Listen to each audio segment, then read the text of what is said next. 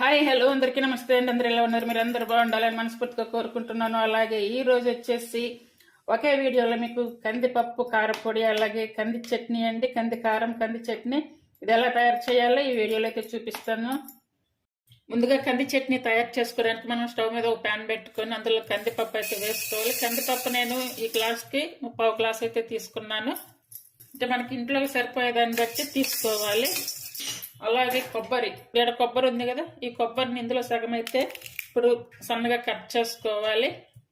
ఇప్పుడు కొబ్బరి ఎక్కువ తీసుకోకూడదు, ఎందుకంటే కొబ్బరి ఎక్కువ తీసుకుంటే మళ్ళీ కొబ్బరి చట్నీలు ఎక్కువ వచ్చేస్తుంది టేస్ట్. అలా కాకుండా కందిపప్పు ఎక్కువ తీసుకోవాలి, ఈ కొబ్బరి తక్కువ తీసుకోవాలన్నమాట.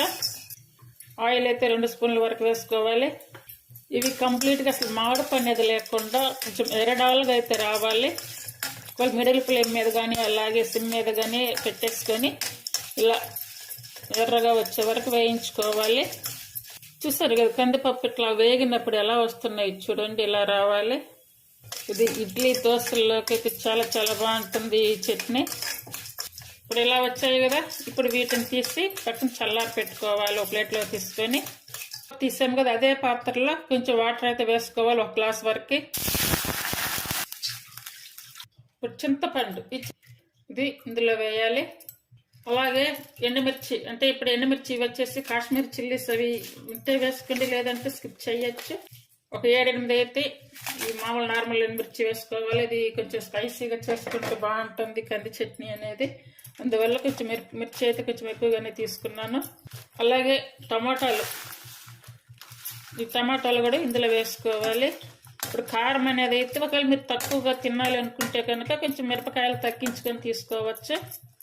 అలాగే ఒక 4-5 వెల్లుల్లి, ఇవన్నీ కూడా సిమ్ మీద కానీ మిడిల్ ఫ్లేమ్ మీద కానీ పెట్టుకొని ఒక 5-6 నిమిషాల వరకు ఉడికించుకోవాలి. మూత పెట్టి చూడండి, ఇలా ఉడికించుకున్నాం కదా. ఇప్పుడు స్టవ్ ఆపేసుకొని ఇవన్నీ కూడా చల్లారి పెట్టుకోవాలి. ఇప్పుడు వేయించినటువంటి ఈ కందిపప్పు అన్నీ కూడా మిక్సీ జార్ తీసుకొని ఇందులో వేసి కొంచెం వాటర్ వేసి మెత్తగా పేస్ట్ చేసుకోవాలి.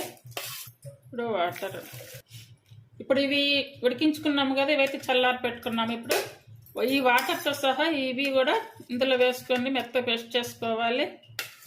పోపు పెట్టుకోవడానికి స్టవ్ మీద ఒక పాత్ర పెట్టుకొని అందులో 1.5 టేబుల్ స్పూన్ అయితే ఆయిల్ వేసుకోవాలి. అలాగే 1/2 స్పూన్ ఆవాలు, 1/2 స్పూన్ జీరా, 1/2 స్పూన్ శనగపప్పు, అలాగే ఎండుమిర్చి ఇలా కట్ చేసి వేసుకోవాలి.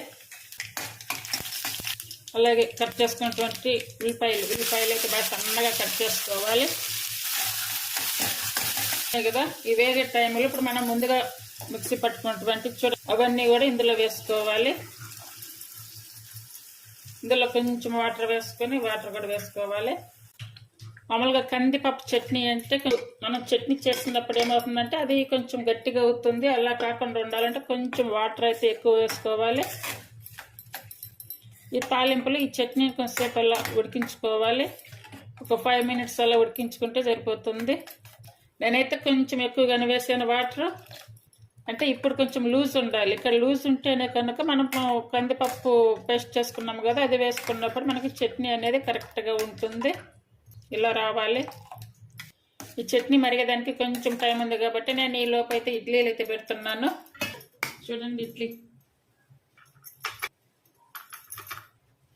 ఇడ్లీ దోశల్లోకి చాలా చాలా బాగుంటుంది. ఇది ఇప్పుడు నేను చేసే పద్ధతిలో తయారు చేయండి, చాలా బాగుంటుంది టేస్ట్. ఇప్పుడు చట్నీని ఇలా ఉడికించుకున్నాము కదా, ఇప్పుడు స్టవ్ ఆపేసుకోవాలి.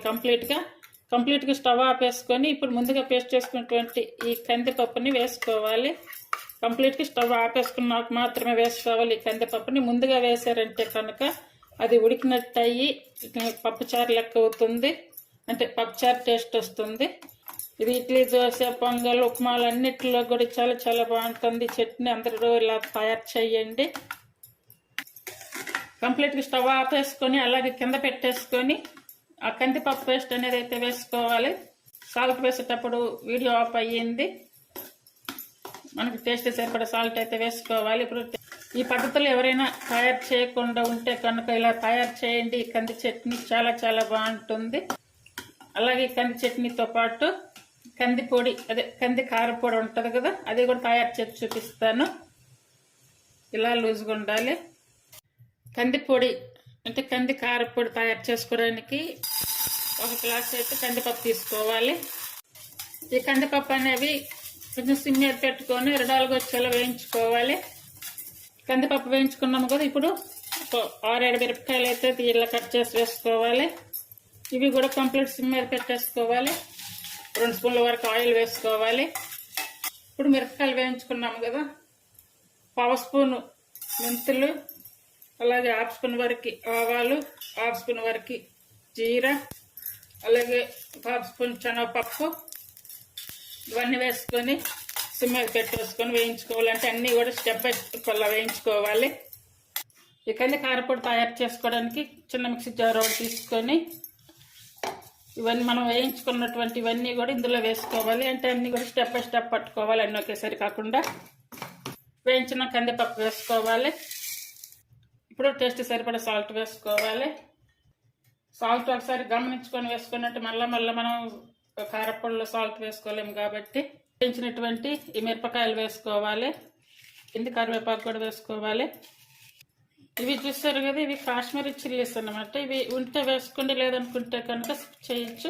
అలాగే చింతపండు చూడండి, చింతపండు కూడా వేసుకోవాలి. చింతపండు వేసుకుంటే కనుక కొంచెం టేస్ట్ అనేది ఉంటుంది. చింతపండు వేయినప్పుడు ఏంటంటే కొంచెం చప్పదనం అనేది తెలుస్తుంది అన్నమాట.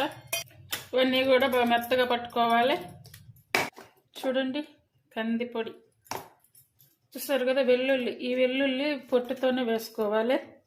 వెల్లుల్లి వేసి పట్టాం కదా, మంచి స్మెల్ వస్తుంది. కారం కూడా చూడండి, వెల్లుల్లి కూడా కంప్లీట్గా మెదగలేదు, కచ్చా పచ్చగా అయితే అలా మెదిగాయి. ఇందులో ప్లేట్లో వేసుకొని బాగా చల్లారి పెట్టుకోవాలి. మిక్సీ పట్టినప్పుడు అంతా ఇట్లా కొంచెం ఒక కూడా ఇట్లా గడ్డలుగా వస్తుంది కదా, అంతా కూడా ఇలా చేసుకోవాలి. ఇప్పుడు ఇది దోశల్లోకి ఇట్లా పైన చల్లుకోవచ్చు, అలాగే అన్నంలోకి కూడా చాలా బాగుంటుంది. దోశలు వేసినప్పుడు ఇలా పైన చల్లండి, టేస్ట్ చాలా చాలా బాగుంటుంది దోశలో. సాల్ట్ కూడా అయితే కరెక్ట్గా సరిపోయింది, టేస్ట్ కూడా చాలా బాగుంది. ఇప్పుడు ఆ దోశ వేసాము కదా, దోశ మీద ఈ కంది కారపొడి ఇలా చల్లండి. ఈ కంది కారపొడిని ఇలా దోశ మీద చల్లడం కోసంగా ఇడ్లీ పిండితో అయితే ఇప్పుడు నేను దోశ వేసా. దోశ బాగా వచ్చింది ఇడ్లీ పిండితో. ఇక్కడ దోశ ఉడుకుతుంది, అలాగే ఇడ్లీలు కూడా అయ్యాయి. దోశ బాగా వచ్చింది. చూడండి కంది కారపొడి అలాగే చట్నీ. ఈ కంది చట్నీ చేసేటప్పుడు ఎలా చేస్తారంటే, ఇప్పుడు ఒక చిన్న చిట్కా రూపంలో చెప్తాను వినండి. ఇప్పుడు తాలింపు పెట్టుకుంటాము కదా, చట్నీ ఉడికిస్తాము. ఆ ఉడికించాక స్టవ్ ఆపేసుకొని కొంచెం ఆ వేడి అనేది చల్లారి పెట్టుకోవాలి. ఆ వేడి అనేది కొంచెం చల్లారాక అప్పుడు ఈ కందిపప్పు పేస్ట్ వేసుకోవాలి. అలా చేస్తేనే ఈ కందిపప్పు చట్నీ అనేది ముద్దగా రాకుండా ఇలా లూజ్గా ఉంటుంది. చూడండి ఇలా ఉండాలి. ఇది చల్లారిపోయినా కూడా చూడండి లూజ్గా ఉంది చట్నీ. ఇలా తయారు చేయండి, చాలా చాలా బాగుంటుంది. ఈ రెసిపీస్ మీకు నచ్చినట్టయితే లైక్ చేసి, షేర్ చేసి, సబ్స్క్రైబ్ చేయండి. అలాగే తెలిసిన వారికి కూడా షేర్ చేయండి. ఇలా ఇడ్లీ పెట్టేసుకొని ఇలా దోశ వేసి ఇడ్లీ మీద కూడా ఈ కారపొడి అనేది ఇలా వేసుకొని కొంచెం నెయ్యి వేసుకొని తిని చూడండి. కొంచెం నెయ్యి, ఇడ్లీ కంది కారపొడి నెయ్యి. అది ఇప్పుడు వచ్చేసి ఇడ్లీ చట్నీ. ఇలా తయారు చేయండి, చాలా బాగుంటుంది టేస్ట్. అందరు కూడా తయారు చేయండి. మీకు నచ్చితే కనుక ఫాలో అవ్వండి, చేయడానికి కూడా ట్రై చేయండి. Thank you for watching.